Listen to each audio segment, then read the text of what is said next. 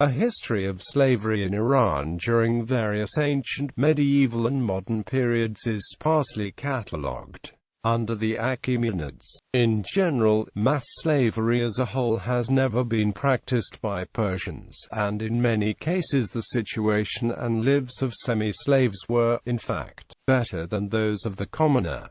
Slavery was an existing institution in Egypt, Media and Babylonia before the rise of the Achaemenid Empire. On the whole, in the Achaemenid Empire, there was only a small number of slaves in relation to the number of free persons, and moreover, the word used to call a slave was utilized also to express general dependence. Usually, captives were prisoners of war that were recruited from those that rebelled against Achaemenid rule. Modern historians handled the Book of Herodotus with care, and according to Pierre Briand, it is hard to separate history from fairy tale in Herodotus. Herodotus has mentioned enslavement with regards to rebels of the Lydians who revolted against Achaemenid rule and captured Sardis. He has also mentioned slavery after the rebellion of Egypt in the city of Bast during the time of Cambyses and the assassination of Persian satrap in Egypt. He also mentions the defeat of Ionians and their allies Eritrea, who supported the Ionians, and subsequent enslavement of the rebels and supporting population. According to Dandamayev, under the Parthians, there is evidence from classical sources about practice of slavery under Parthian rule. According to Plutarch, there were many slaves in the army of the Parthian general Shurena. Under the Sassanids, under this period Roman prisoners of war were used in farming in Babylonia. Shushan persists. Sassanid laws of slavery. Some of the laws governing the ownership and treatment of slaves can be found in the collection of laws of the Sassanid period called Matikani-Hasadatastan. Principles that can be inferred from the laws include: 1. The slaves were captured foreigners who were non-Zoroastrians. 2. The ownership of the slave belonged to the man.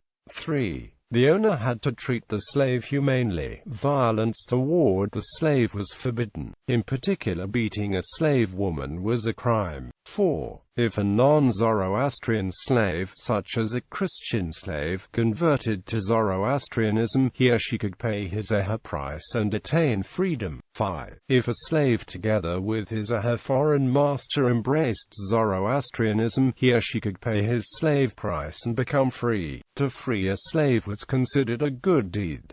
Slaves had some rights, including keeping gifts to them and at least 3 days of rest in the month. The law also protected slaves, including, no one may inflict upon slaves a fatal punishment for a single crime. Not even the king himself may slay anyone on the account of one crime. Modern period. At the beginning of 19th century, both white and black slaves were traded in Iran. The 1828 war with Russia put an end to the import of white slaves from the Russian Empire borderlands, as it undermined the trade in Circassians and Georgians, which both Iran and neighboring Turkey had been practicing for quite some time. At the same time, and under various pressures, the British Empire decided to curb slave trade through the Indian Ocean. Consequently, by 1870 the trade in African slaves to Iran through the Indian Ocean had been significantly diminished, although the diplomatic efforts of the Russians and the British did result in a decline in the trade. Slavery was still common in Iran under the Qajar dynasty, and it was not until the first half of 20th century that slavery was officially abolished in Iran under Reza Shah Pahlavi. What ultimately led to the abolition of the slave trade and the emancipation of slaves in Iran was internal pressures for reform. On February 7, 1929, the Iranian National Parliament ratified an anti-slavery bill that outlawed slave trade or any other claim of ownership over human beings.